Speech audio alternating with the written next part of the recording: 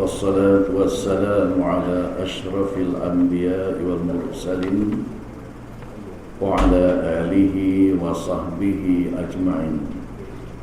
سبحانك لا علم لنا إلا ما علمتنا إنك أنت العليم الحكيم ولا حول ولا قوة إلا بالله العلي العظيم. Alhamdulillah, kita syukur kepada Allah yang telah melimpahkan kepada kita rahmatnya dan nikmatnya. Muslimin muslimat yang dihormati dan dikasihi sekalian, kita semakin bertambah dekat dengan bulan Ramadan Al-Mubarak. Semoga Allah memberikan kepada kita kekuatan dan tubuh badan yang sihat supaya kita dapat masuk ke dalam bulan yang penuh dengan keberkatan ini dan dapat menunaikan ibadah dengan sebaik-baiknya pada bulan berkat ini. Kita sambung perbincangan kita daripada sirah Nabi Idris AS. Kita mengambil pengajaran daripada sirah Nabi Idris. Pada minggu lepas kita bincang imrah yang pertama. Kita sambung pada minggu ini imrah yang kedua, pengajaran yang kedua. Bekerja adalah ibadat. Kerja dalam kehidupan kita di atas dunia ini, apa saja yang kita buat, selagi tidak bercanggah dengan syariat, selagi tidak bercanggah dengan akidah, ianya dikira ibadat. Ibadat bukan solat saja, bukan puasa saja. Kita cari makan, cari rezeki pun ibadat. Berpolitik, bernegara, berekonomi, bermasyarakat pun adalah ibadat. Nabi Idris AS mempunyai kemahiran menjahit pakaian. Orang pertama jahit baju Nabi Idris AS paling awal dia jahit baju. Orang tak jahit baju lagi, dia jahit baju dah. Dia mencari rezeki melalui kemahiran dia. Ini di antara keistimewaan Nabi Idris. Dia mencari rezeki dengan kemahiran dia. Rezeki ini macam-macam jalan. Ada orang bercocok tanam, ada orang menternak. Banyak Nabi menternak binatang sebagai sumber rezeki. Ada yang berniaga, Nabi Muhammad berniaga. Ada yang mempunyai kemahiran tertentu jadi tukang. Nabi Daud tukang kayu, tukang besi, tukang rumah, tukang gobok, bermacam-macam. Ada orang jadi pendidik, guru. Itu semuanya kerja-kerja yang halal, yang merupakan ibadah. Kerja itu merupakan ibadah. Islam mendorong manusia bekerja mencari rezeki daripada sumber yang halal. Yang penting rezeki itu rezeki halal. Kerja tak kira lah kerja apa pun, di bendang ke, di laut ke, di darat ke, di bukit ke, asalkan kerja itu halal, tidak bercanggah dengan syariat, tidak bercanggah dengan akidah. Setiap kerja yang dilakukan tetap diberi pahala oleh Allah Subhanahu Wa Taala jika pekerjaan itu tidak bercanggah dengan syariat. Jika tidak bercanggah dengan syariat, tidak bercanggah dengan hukum Allah, maka kerja itu dikira halal. Orang dicari kayu api, bukit umpamanya, pikul kayu api, jual kayu api untuk menyara anak isteri, itu pun kerja yang baik, kerja yang halal. Lebih-lebih lagi kalau hasil pekerjaan itu memberi manfaat kepada masyarakat dan sebagainya, maka kerja itu mendatangkan manfaat pada orang ramai. Nelayan yang pergi ke laut menangkap ikan, berapa ramai orang dapat mengambil manfaat daripada kerja nelayan. Petani yang tanam padi menghasilkan padi, berapa ramai orang makan nasi daripada titik telur petani. Guru yang mendidik, belajar di sekolah, berapa ramai budak-budak dapat ilmu daripada guru. Begitulah dengan pekerjaan-pekerjaan lain. Nabi SAW telah bersabda, "Ma min muslim yahrisu gharsan aw yazra'u zar'an fayakulu minhu tayra aw bahimatu illa kana lahu bihi sadaqah." Rawahu Muslim. Nabi kata, tidak seorang Muslim pun yang mahu bercocok tanam ataupun tanaman-tanaman lalu dimakan daripadanya oleh seekor burung ataupun haiwan, kecuali dia mendapat pahala bersedekah dengannya. Kita tanam pokok durian umpamanya dan ketupat dulu. Tuan nak makan lagi tupat dan dulu. Jadi kalau kita niat dalam hati kita, biarlah binatang itu makan, walaupun kita sendiri tak boleh nak makan, biarlah, kerana binatang itu pun makhluk Allah SWT, boleh pahala. Kalau kita niat dalam hati, tanaman-tanaman kita itu kalau dimakan oleh burung, dimakan oleh binatang, kita niat, biarlah, rezeki itu rezeki dia dah. Rezeki dia dah. Dapat pahala. Padi yang kita tanam dimakan oleh burung ataupun dimakan oleh tikus umpamanya, kita niat, biarlah, nak apa? Kalau kita tak niat begitu pun, habis je lah. Habis juga. Padi kita dimakan oleh burung juga, durian kita dimakan oleh tupai juga. Kalau kita niat, celaka datang ni. Kata celaka tak ada, seolah-olah kita maki Allah Subhanahu Wa Taala. Celaka tupai ni, celaka tikus, seolah-olah kita maki Allah Subhanahu Wa Taala. Binatang tu tak ada akal. Celaka kucing ni, ikan yang kita beli habis makan kucing. Dah tahu molek. Dah tahu molek kucing ni memanglah ikan makanan dia. Jadi kita redalah dengan apa yang Allah takdirkan, makanan kita dimakan oleh binatang. Kita reda sebagai rezeki Allah yang Allah nak bagi pada makhluknya. Imam Asy-Syafi'i berpendapat bidang perdaganganlah yang paling baik. Ini pendapat Imam Syafi'i. Orang berniaga, sama ada niaga kain ke ataupun berniaga benda lain ke yang halal, itulah pekerjaan yang baik. Sebab Nabi Muhammad SAW berniaga. Nabi berniaga. Ini pendapat Imam Syafi'i. Imam Nawawi pula berpendapat pertukangan lebih baik. Kata Imam Nawawi ini pengarang, penyusun kitab Riyadhus Shalihin itu, dan banyak lagi kitab-kitab yang lain. Dia kata bertukang itu baik. Bertukang itu baik. Tukang. Nabi Daud bertukang.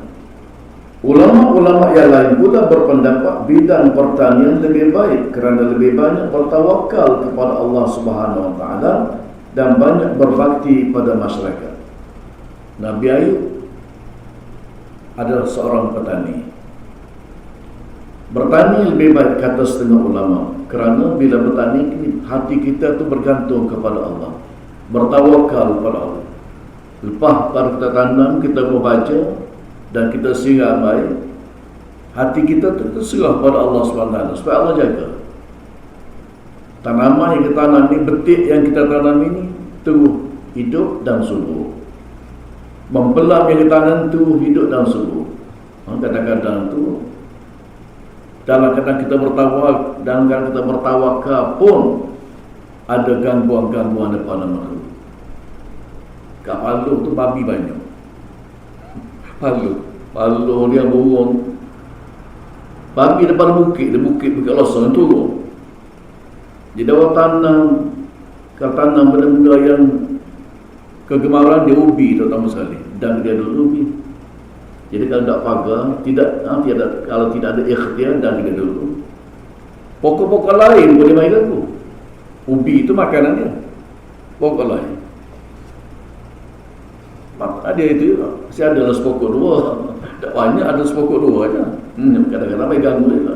Pasal rumah tak pagar. Kalau mau pagar tu lain sikit, kita ikhtiar.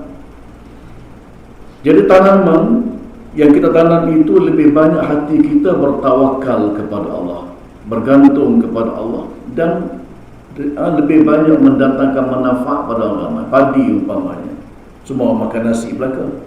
Gandum, semua makan belaka roti. Dan begitulah tanaman-tanaman lain yang dimakan oleh manusia.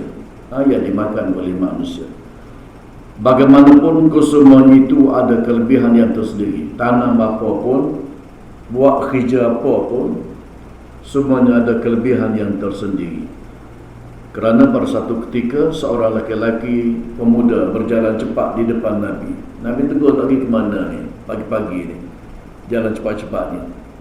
Dia pun beritahu kepada Rasulullah, ya Rasulullah, saya ni keluarga ramai, anak-anak ramai, saya lagi kerja lah Rasulullah, cari rezeki lah. Maka Nabi berkata kepada pemuda itu, apa yang kamu lakukan itu merupakan fi sabilillah, termasuk dalam jihad. Mencari rezeki ini termasuk dalam jihad dan merupakan amalan soleh. Cari nafkah ini merupakan amalan soleh dan diberi pahala oleh Allah Subhanahu wa taala. Asalkan kerja itu kerja halal. Di dalam Islam apa saja pekerjaan adalah mulia, asalkan tidak mengandungi unsur maksiat dan perkara-perkara haram. Dua perkara yang mesti dijaga dalam kerja kita tu, tidak ada benda yang haram dan tidak ada perkara maksiat di dalamnya. Kalau ada perkara maksiat tak jadi. Rasulullah sallallahu alaihi wasallam sendiri pernah bekerja sebagai gembala kambing dan ahli perniagaan. Banyak nabi menjadi gembala kambing. Jadi gembala kambing ni dia mendidik kita jadi pemimpin. Kata ulama-ulama, bila kita jadi gembala kambing, kita jaga kambing.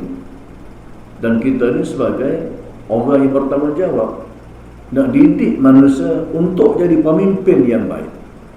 Untuk jadi pemimpin yang baik.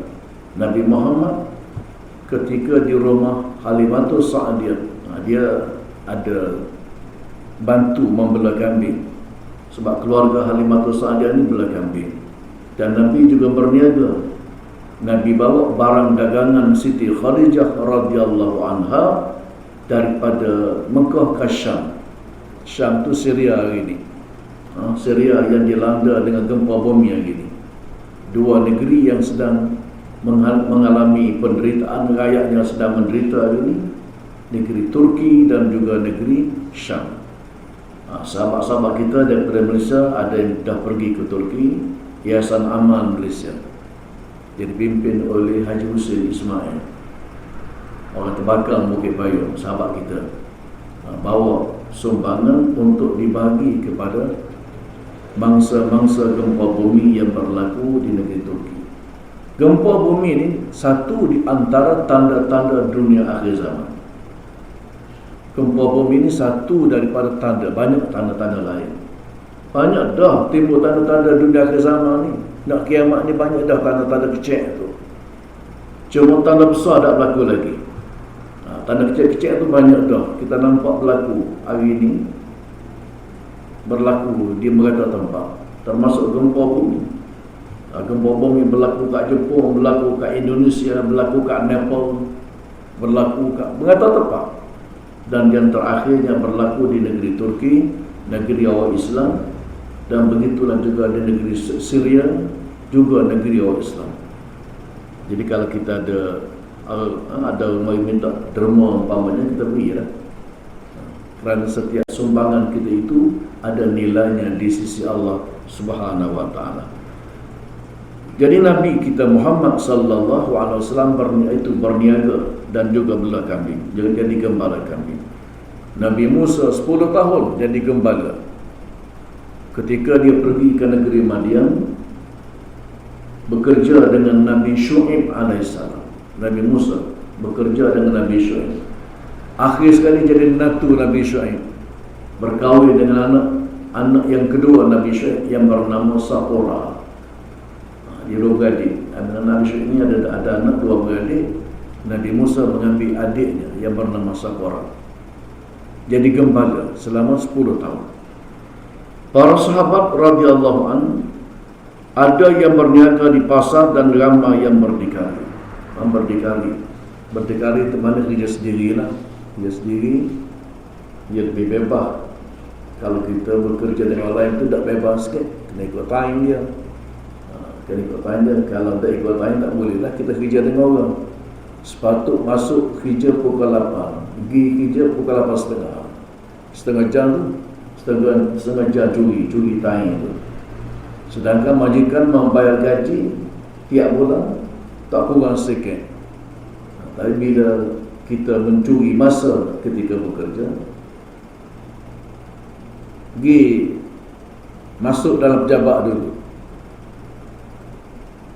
cocok kad dulu, pukul 8, belum pukul 8 cocok kad dulu. Tapi lepas tu turun daripada pejabat pergi sendiri, dia makan sedagang kat sendiri.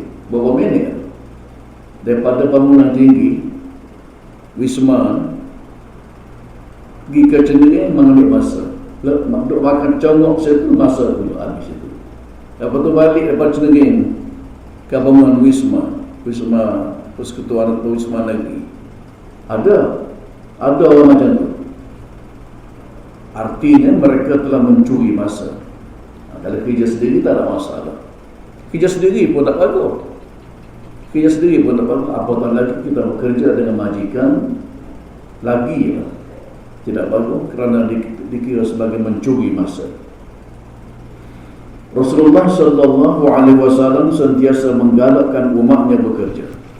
Nabi menggalakkan umatnya bekerja. Pernah satu ketika baginda bersalam dengan Mu'az bin Jabal, seorang sahabat yang hebat, Mu'az bin Jabal, dan dirasakan tangannya kasar. Bila dia salam dengan tangan Mu'az, kasar tangan Mu'az ini. Ada orang tangan lembut. Kalau jadi guru tu lembutlah tangan. Jadi guru ataupun kerja-kerja yang tidak berkait dengan buat kerja kasar, dia lembut.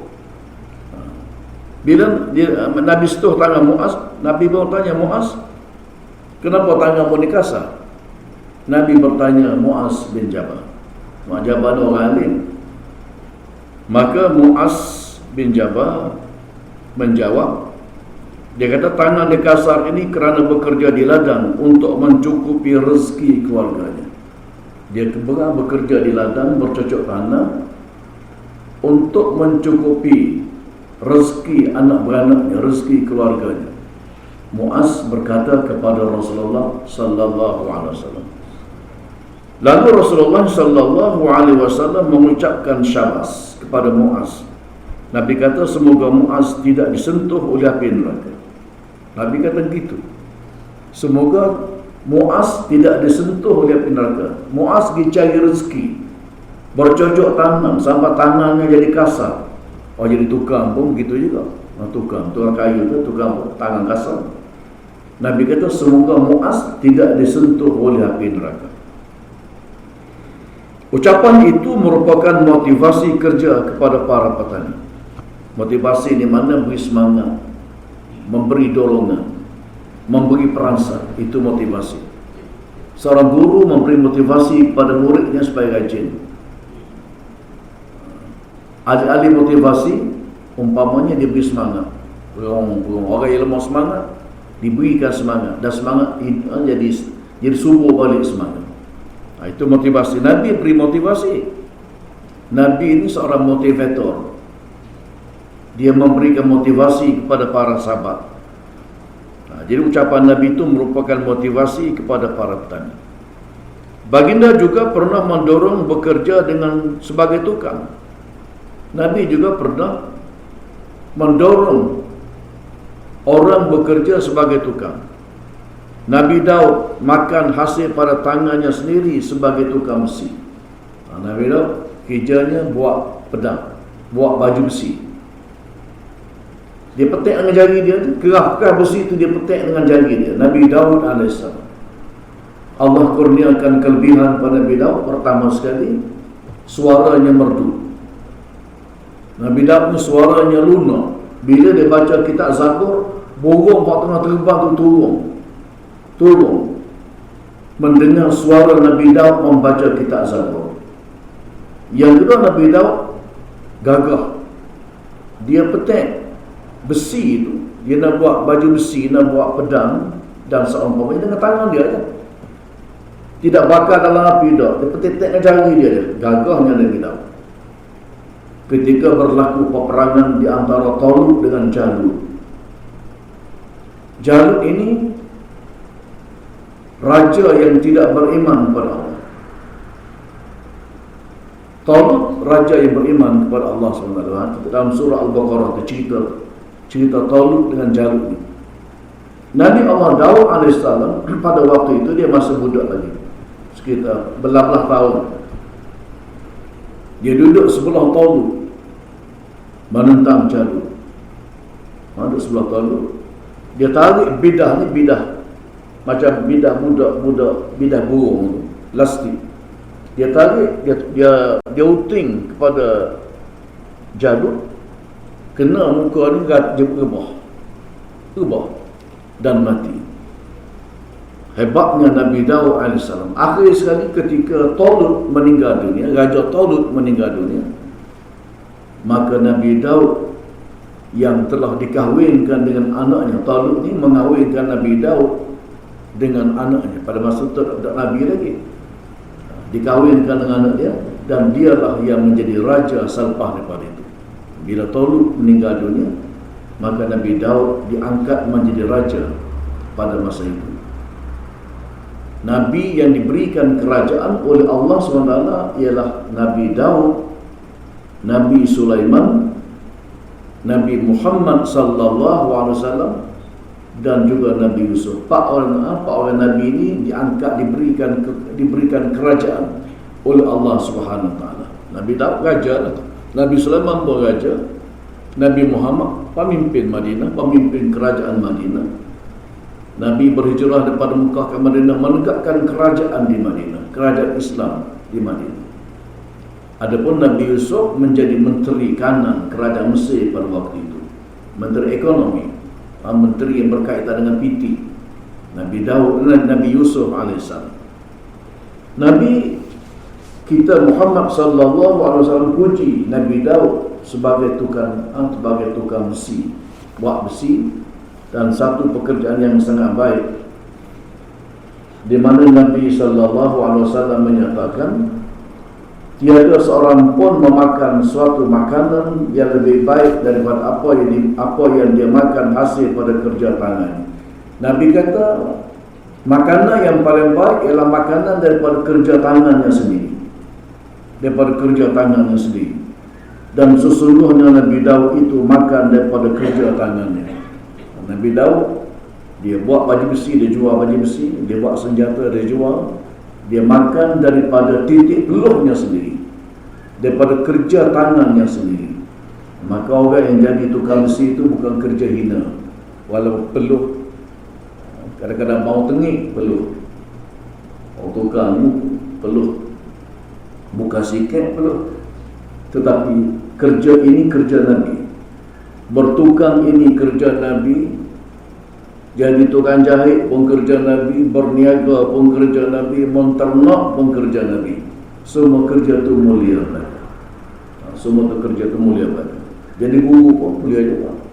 Sebab Nabi Muhammad al-Murabbi, pendidik, guru besar, guru yang paling besar dalam dunia, Nabi Muhammad SAW. Pernah Rasulullah SAW tadi, kalau dia tengok pemuda yang cepat jalan, Islam sentiasa merangsang supaya bekerja dengan tekun. Islam mendorong umatnya supaya bekerja dengan tekun, bekerja dengan bersungguh-sungguh. Selalunya seseorang itu akan bekerja dengan tekun jika pekerjaan itu diminatinya dan sesuai dengan kemahiran. Orang jadi minat kerja ni bila kerja itu sesuai dengan minat dia. Kalau dia tak berminat, payah sikit. Kalau kerja tu kerja yang bukan dia minat, umpamanya, payah sikit nak jadi rajin.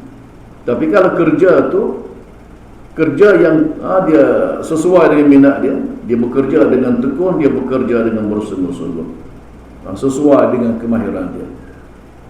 Orang yang mahir dalam bab baiki kenderaan umpamanya, dia akan buat kerja bersungguh-sungguh. Kadang-kadang kerjanya lebih hebat daripada orang yang ada ijazah. Ada seorang tukang beki kereta api, dia tak ada ijazah, tapi kemahiran dia tu dia boleh beki kereta api dengan baik. Tetapi orang cari dia, ijazahnya tidak ada. Berbanding dengan budak-budak yang baru tubik daripada universiti, bidang kejuruteraan, lebih dia lagi. Kemahiran yang ada pada dia tu lebih berbanding dengan orang yang baru balik daripada universiti. Padanya ada ijazah kejuruteraan. Orang cari dia nak beki ke tadi. Orang cari dia. Jadi kemahiran itu penting. Nabi Idris seorang yang diberikan kemahiran lebih oleh Allah Subhanahu Wa Taala. Mahir dalam berbagai-bagai ilmu.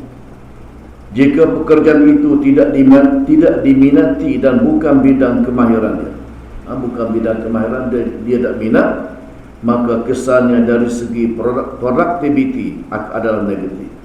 Jadi kalau kerja dia tak minat, hasil pun jadi kurang.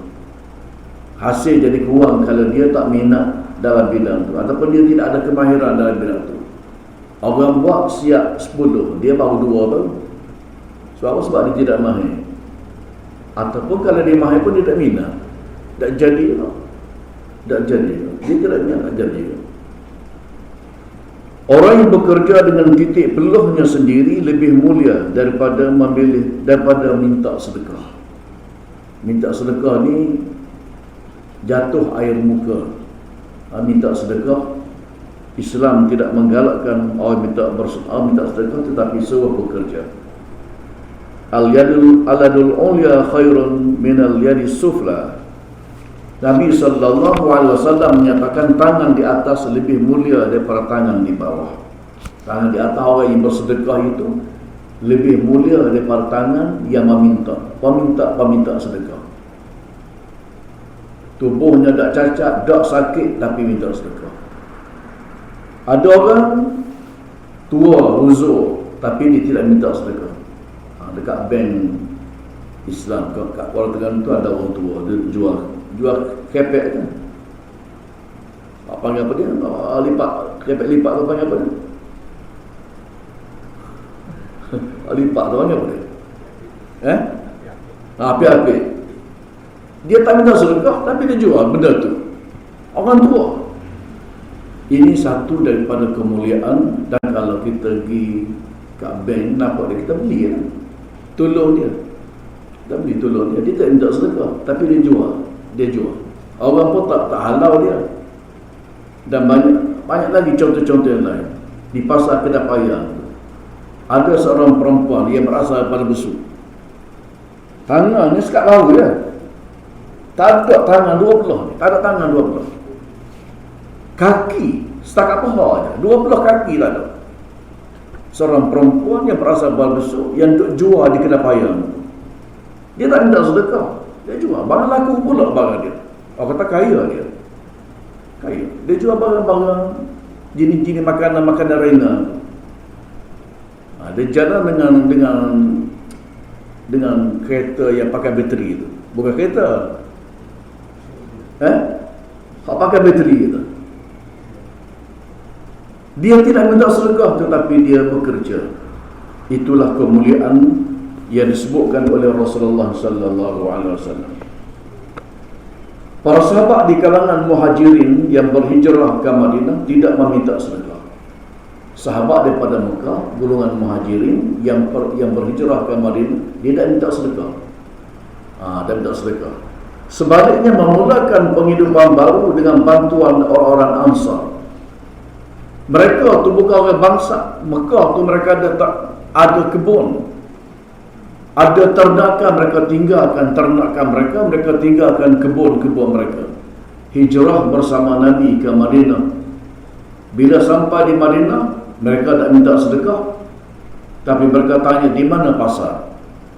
Mereka nak memulakan perniagaan. Ini orang-orang muhajirin dan dibantu oleh orang-orang Ansar penduduk Madinah. Rasulullah sallallahu alaihi wasallam mempersaudarakan golongan muhajirin dengan golongan Ansar. Bila mereka dipersaudarakan oleh Rasulullah, macam lebih pada adik-beradik. Rapatnya hubungan orang Mekah dengan orang Madinah lebih pada adik-beradik. Antaranya baginda mempersaudarakan Abdurrahman bin Auf, seorang sahabat yang hebat, dengan Sa'ad Amr bin Auf, dengan Sa'ad bin Mu'az. Dengan modal yang diberikan oleh Sa'ad bin Mu'az, Abdurrahman bin Auf telah mencari pasar memudahkan perniagaan.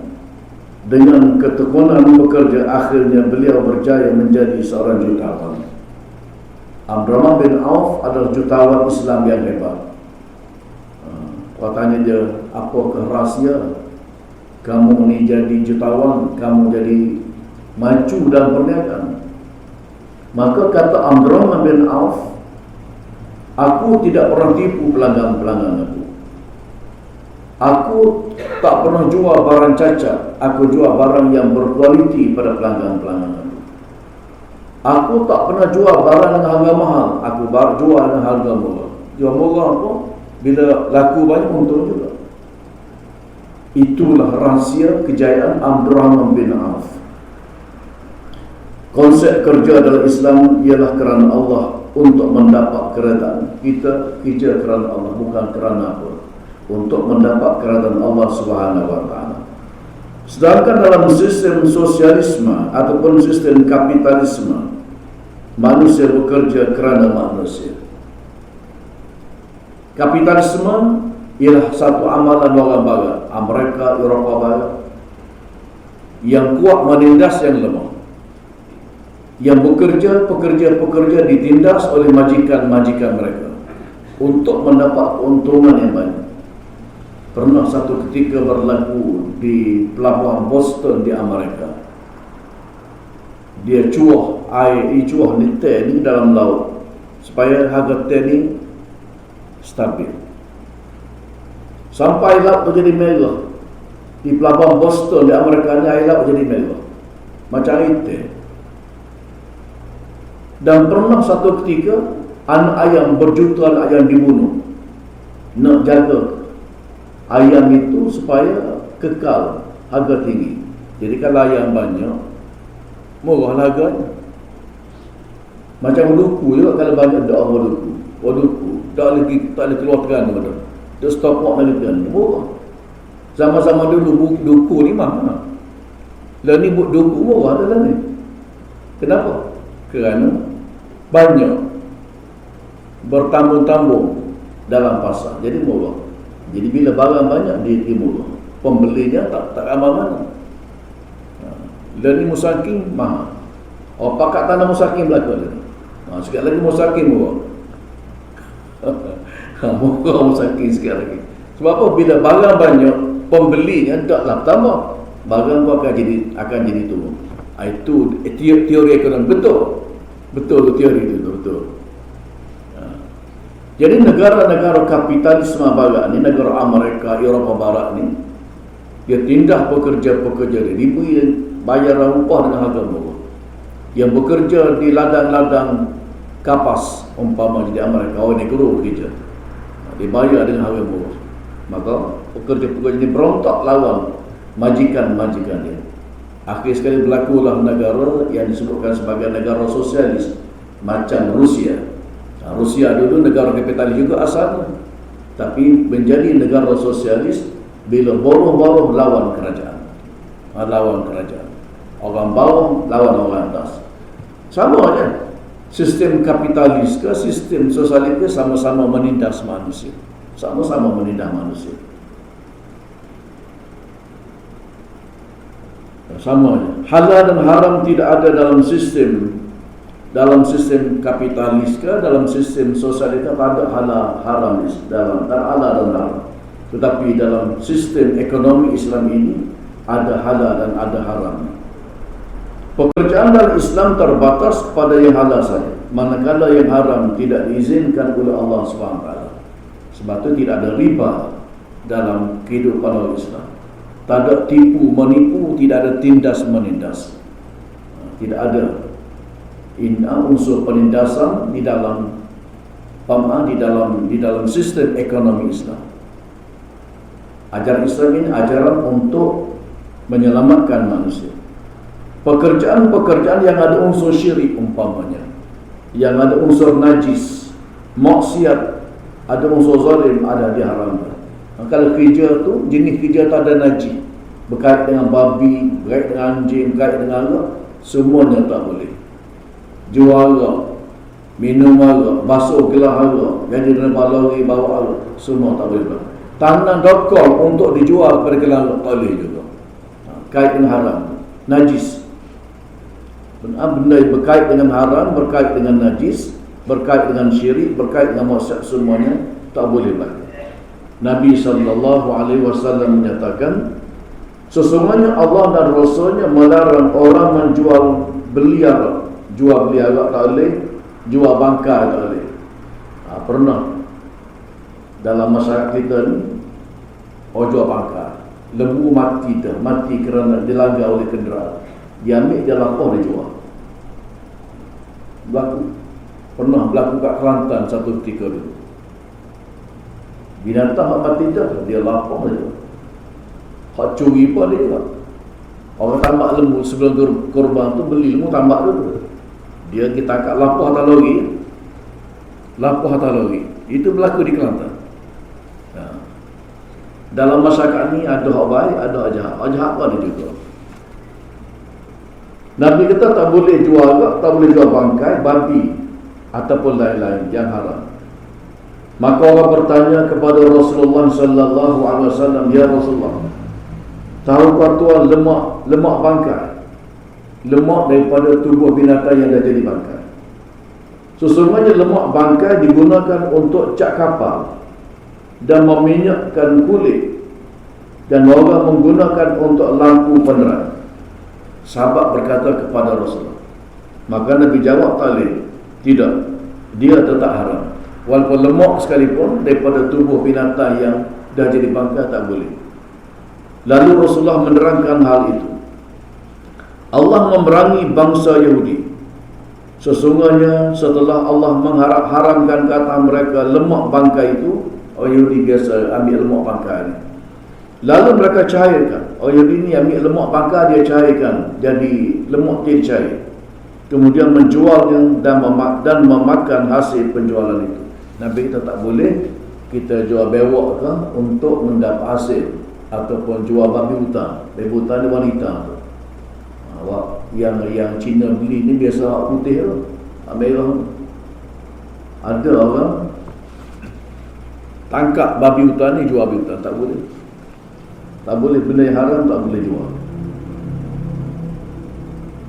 Bekerja kerana Allah Subhanahu Wa Taala bermula dengan niat yang ikhlas dan berakhir dengan mendapat keridaan Allah Subhanahu Wa Taala. Niat kerana Allah, jual kerana Allah. Bekerja kerana Allah mempunyai 3 asas yang utama, iaitu ubudiyah, mas'uliyah dan itqan. Ubudiyah merujakkan kepada kedudukan manusia sebagai hamba Allah Subhanahu Wa Taala yang bekerja untuk mendapat keridaan Allah. Dia bekerja untuk mencari keridaan Allah. Mas'uliyah merujuk pada sifat kerja seorang yang dikaitkan dengan Allah Subhanahu Wa Taala sebagai pemberi tanggungjawab, bekerja dengan amanah. Dia bekerja dengan majikannya, bekerja dengan amanah.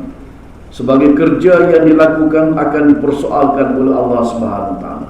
Kerja sendiri ke ataupun kerja dengan orang lain ke, semua kerja yang kita lakukan di atas muka bumi ini akan ditanya, disoal oleh Allah Subhanahu Wa Taala, walaupun kerja sendiri sekalipun. Manakala itqan pula merujuk pada kualiti kerja yang diterjemahkan sebagai tekun. Bekerja ni kena tekun, kena fokus. Fokus ni maknanya berhitung puan. Kerja ni kalau main tak jadi. Belah kerja belah main pun tak jadi. Sama-sama dulu lah, sama-sama dulu, waktu kita budak-budak dulu. Orang kerja buat jalan raya ni, ada tok mandu sama dulu. Dan ni ada kedai tau. Jadi tok mandu tu kena ada. Tok mandu kena tengok. Kalau tok mandu tengok, pendek kata dia kerja sekejap je. Lepas tu dia congok, dia duduk berehat. Rehat lebih banyak daripada buat kerja. Orang kerja dengan JKR sama-sama dulu. Lah ni wallah alam tak tahu. Zaman saya budak-budak dulu, dia bekerja banyak berehat daripada buat kerja. Tak boleh. Tak boleh. Jalan pendek tapi nak bersiap tu bertahun. Saya tengok ada satu jambatan dekat dengan Kampung Buluh, Setiu. nak boleh kesiap tu bertahun-tahun. Pada jambatan tu pendek je. Yang buat kerja ni ialah orang yang makan gaji. Buat kerja sangat-sangat lambat. Dalam Islam tu dikira belaka. Kerja kena fokus, kerja kena tekun. Mereka yang bekerja di atas asas tersebut mempunyai disiplin yang tinggi dan kerjanya cemerlang. Mereka tidak perlu kepada penyelia dan pengawas. Tak payah Datuk Mando. Kerja di Islam tak payah Datuk Mando yang memerhatikan kita buat kerja. Cukup Allah lah yang menjadi mandonya. Allah yang memerhati setiap gerak-geri kita yang bekerja itu. Jadi orang yang bekerja, dia rasa Allah sedang tengok dia. Allah sedang perhati dia. Dia buat kerja sendiri ke, kerja dengan orang ke, dia buat kerja dengan tekun, dengan bersungguh-sungguh, kerana Allah sedang memerhatikan. Nabi Idris AS bekerja dengan tekun. Dia fokus dalam kerjanya, sehinggalah kejayaan dia capai dalam kerja-kerja, termasuk kerja menjahit. Dia tekun. Belah-belah cocok jagung tu, subhanallah, alhamdulillah, Nabi Idris AS. Setiap jagung dia cocok dalam kain tu. Dia berzikir mengingati Allah subhanahu wa ta'ala. Nabi Allah Idris AS. Muslimin muslimat yang dirahmati sekalian, lambat dan kita masa panjang ni pukul 7.20 dah. Jadi setakat itu dulu pada pagi ini. Mudah-mudahan kita diberikan kesihatan yang baik oleh Allah Subhanahu wa taala dan kita akan masuk ke dalam bulan Ramadan tak sampai dah 2 minggu. Wallahu alam, wabillahi taufiq wal hidayah. Wassalamualaikum warahmatullahi wabarakatuh.